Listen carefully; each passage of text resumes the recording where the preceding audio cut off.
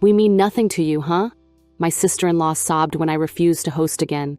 God, you're cold, my husband snapped. I smiled, unfazed. Trust me, I care. Then I pressed play. Their expressions cracked like glass as they heard. For 10 years, I was the default host for every family event on my husband's side. Christmas, Thanksgiving, birthdays, even random Sunday dinners. If there was an occasion, my house was the venue. No one asked. Everyone just expected it. At first, I didn't mind. I actually enjoyed cooking, decorating, and making everything special. It felt good to have family gathered around, laughing and enjoying the food I had spent hours making. But over time, things changed. The appreciation disappeared. The thank yous stopped. Instead of being grateful guests, my husband's family acted like entitled customers. Iris, my mother-in-law, always had something to criticize. You didn't use my recipe? Heather, my sister-in-law, treated my food like a punishment. Well, I guess I'll eat it. Adam, my brother-in-law, just showed up with extra people without asking, assuming I had nothing better to do than cook for his friends. And my husband, Luke, he never backed me up. He'd just say, "You know how they are. Just let it go." So I let it go. Until I didn't. Last Christmas, I went all out. I spent days shopping, prepping, and cooking. The menu was planned down to the last detail. Homemade bread, perfectly roasted turkey, scratch-made sides, multiple desserts. The house was spotless. The tree was decorated like something out of a magazine. I even bought extra serving platters to make everything look perfect. They arrived late. No, thank you when they walked in. No, wow, this looks amazing. Nothing. Instead, Iris wrinkled her nose at the mashed potatoes. You didn't use heavy cream? Well, that's different. Heather sighed dramatically. I guess we just have to pretend to like it, huh? Adam walked in with 2 random friends. No heads up, no asking. Just a casual, hope you made extra. And the worst part? Luke just stood there. Not one word. Not one, hey, don't be rude. Just a weak little chuckle. I was done. But the moment that really did it? Heather walked into my kitchen, opened my fridge, pulled out a store-bought pumpkin pie, and loudly announced, "Well, at least this will taste good." Iris laughed. Adam laughed. Even Luke smiled. I stood there, heart pounding, hands shaking, while they acted like this was normal. And then I made a decision. I turned off the oven, took off my apron, walked over to the Christmas tree, and unplugged it. The room went silent. Heather blinked.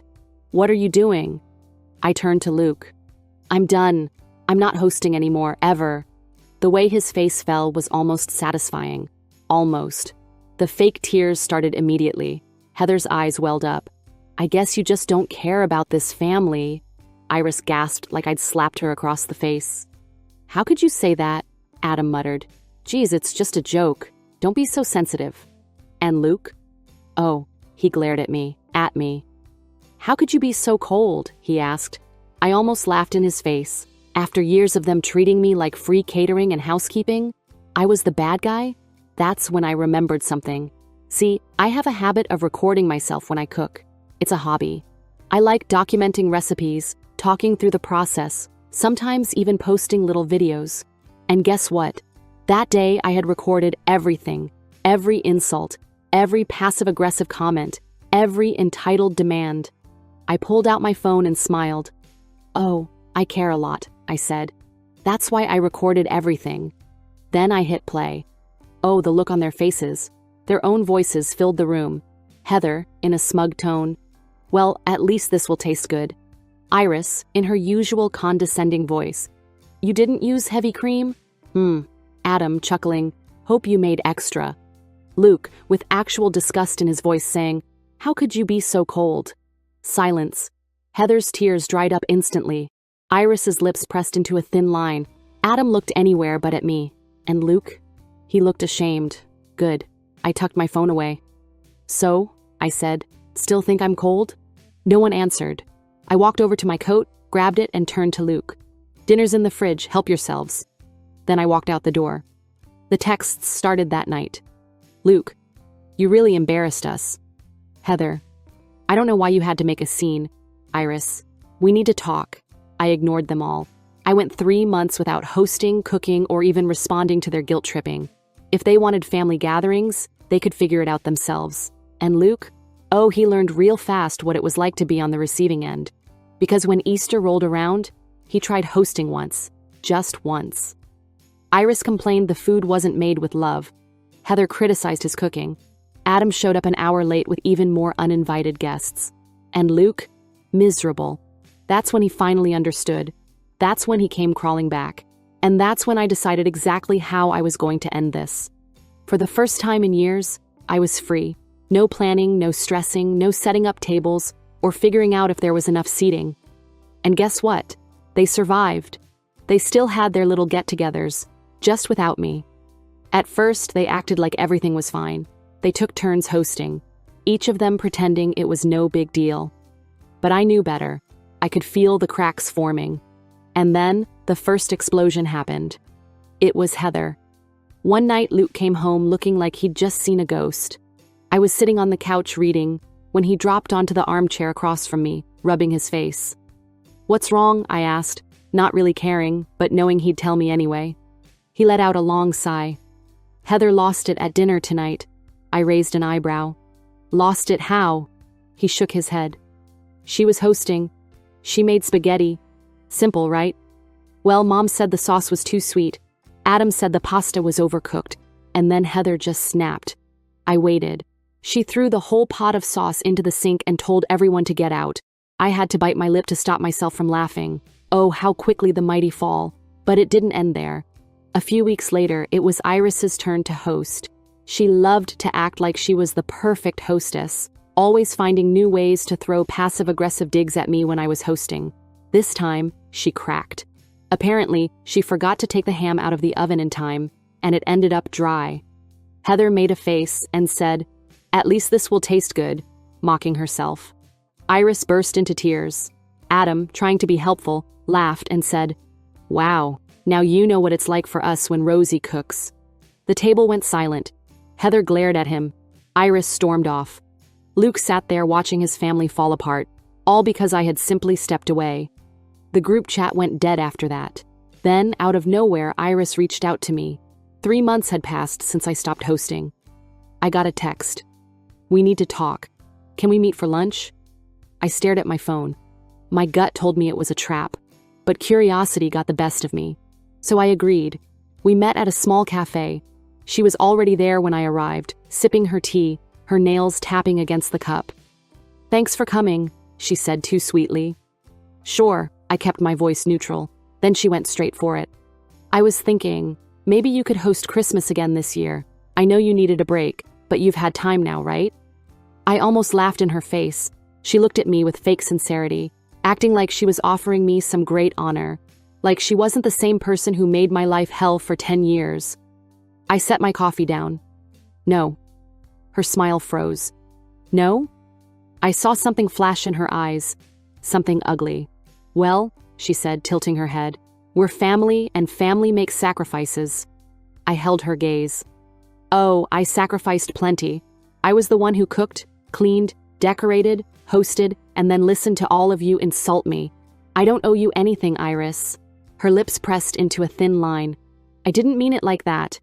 "Yes, you did." For the first time in years, I saw it. The loss of control. The realization that I wasn't coming back to play the role she'd assigned me. She sighed, sitting back in her chair. "Well," she said, looking down at her tea, "it's just a shame. The kids always loved coming to your house." And there it was. The manipulation. I don't have kids, but my husband's siblings do, and I loved my nieces and nephews. And she knew that. I exhaled slowly. "You're really going to try that?" She didn't answer. She just sipped her tea, waiting for me to cave, waiting for me to feel guilty. But I didn't. I stood up, grabbed my purse, and said, "Have a nice Christmas, Iris." And then I walked out. I could have ended it there, but Iris, she doesn't give up easily. When Luke got home that night, he was pale. "What did you say to my mom?" I raised an eyebrow. "Why?" He ran a hand through his hair. "She called me crying, saying you were so cruel to her." "Oh, of course. And what did she say I did?" I asked. He hesitated. "She said you shut her down when she was trying to make peace." He stopped. I stared at him. "And you believe that?" He didn't answer. That silence, That was everything. I grabbed my phone, pulled up the recording from lunch, and hit play. Iris's voice filled the room. It's just a shame. The kids always loved coming to your house. I watched his face fall as the recording continued. He heard every manipulative word, every fake apology. I paused it. So, I said, still think I was cruel? He sat down slowly. I didn't know it was like that. Didn't know? No, I said, my voice sharp. You didn't want to know. For a moment, I thought this was it. The moment he'd finally step up. That he'd call out his family, apologize, maybe even be on my side for once. But then I saw it. That stubborn look on his face.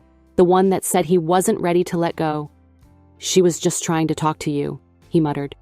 Are you serious? I asked, my voice rising. That wasn't an apology. That was manipulation. He ran a hand through his hair. I don't know why you have to be so extreme about this. It's family. And there it was. He wasn't on my side. Even with all the proof, even after everything they'd put me through, he still wanted to defend them. A cold, sinking feeling settled in my chest. Wow, I said. I think I just got my answer. The final nail in the coffin came the next weekend. I thought Iris had backed off, but I should have known better, because when I got home from running errands, her car was in my driveway, and she wasn't alone. I walked in and saw Heather and Adam sitting in my living room, like it was their house. Luke sat in the middle, looking like a deer in headlights. And Iris? She was holding a photo album, our wedding album, flipping through it like some scene out of a soap opera. We just wanted to talk, she said, smiling like she wasn't the villain of this whole story. I dropped my bags. You've got 5 seconds to tell me why you're here before I throw all of you out. Heather gave me that fake hurt voice. We're family. We can't keep doing this. Doing what? Me having boundaries? Iris sighed dramatically, shutting the album. You're punishing us. I laughed. Punishing you? For what? Having to host your own damn holidays? Heather's face twisted. It's not the same. The kids don't even like going anymore. They miss your house. They miss your cooking. Let me make this easy for you, I said, folding my arms. I'm done for good. I will never host another event for this family again. Heather gasped like I'd just announced I was setting the house on fire. But no, I cut her off. Get out. Iris's face dropped. Excuse me? I said get out. Luke stood up quickly. Wait, hold on. No, you hold on, I snapped, turning to him. Did you invite them here? He hesitated. That half-second pause told me everything. I felt something inside me shatter. You did. I shook my head. Wow. I just thought, if we all talked, we could... You thought you could gang up on me, I corrected. His mouth opened and closed. He had no excuse. That was it. That was the moment I knew. This wasn't just about his family anymore. It was him too. He would never pick me, never defend me, never put me first. And I was done waiting for him to change. I want a divorce. The words fell out of my mouth before I even had time to second-guess them. The room went dead silent. Heather's mouth dropped open. Adam looked like he was watching a live execution. And Luke? His face went pale. Wait. What? His voice cracked. You don't mean that. I do. This is ridiculous, Iris hissed. I turned to her, calm and cold. You wanted me gone, Iris? Congratulations. You win. Then I looked at Luke, whose eyes were full of panic. I deserve better than this. I deserve better than you. His hands trembled. We can fix this. No, we can't. I walked to the front door and held it open. All of you, get out. No one moved at first. Then Adam, of all people, muttered, damn, grabbed his coat, and headed for the door. Heather looked like she wanted to scream. Iris opened her mouth to argue, but I didn't give her the chance. I just said, no. And for the first time ever, Iris had no control. She grabbed her purse and stormed out. Heather followed, still sniffling. And Luke? He just stood there looking at me like I was ripping his whole world apart. Maybe I was. But I didn't care. A month later, I filed for divorce. Luke begged. He cried. He made every excuse in the book, but it was too late. I moved out, got my own place, and for the first time in years, I felt free. Heather tried to reach out. Iris sent me a letter, which I threw away. Adam? He just shrugged and said, Can't blame you. But Luke, he had to host his own Christmas that year, and from what I heard, it was a disaster. I spent a decade trying to be enough for people who never deserved me. In the end, I learned the most important lesson of all. Never light yourself on fire to keep other people warm. I walked away from that family, that marriage, that entire toxic mess, and I have never looked back.